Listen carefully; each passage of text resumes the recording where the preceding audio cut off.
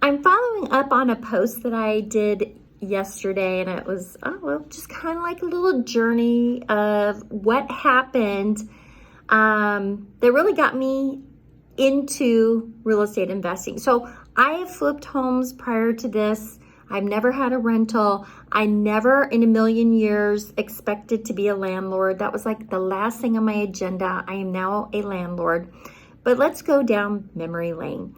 So I owned a house on Claremore in Fremont, sold that, took that money, and with my business partner, we bought our first rental together. That was on 10th Street. Then we saw a cute little commercial building downtown. We loved it. We bought it. We have tenants in those houses. After I sold my house on Claremore, I saw this house over on Platt Street, and so my business partner said, hey, let's flip it. I'm like, okay. So we moved into that house, did renovation during that time. We see another house down the street, and we said, hey, we could probably work this out where we flip this one, and then after that's done, we'll go move into the house on D Street. So that's exactly what we did.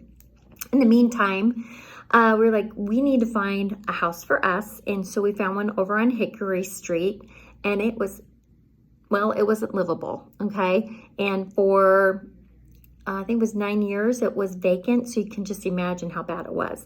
And I don't know how many stoves and refrigerators my business partner actually pulled out of there and took to the dump, but I know one day it was like 9 stoves and I think 4 or 5 refrigerators, and the garage was filled to the roof. So you can just imagine this house. So we still have that property. We then, and during that renovation, we had to move into the Airstream for a little bit, and then Hannah moved to Lincoln, so we sublet that house, moved into Hickory, and then we stumbled upon a house out in Prague. And so that was a acreage. We just got done flipping that, and then we turned around and bought 3 more properties.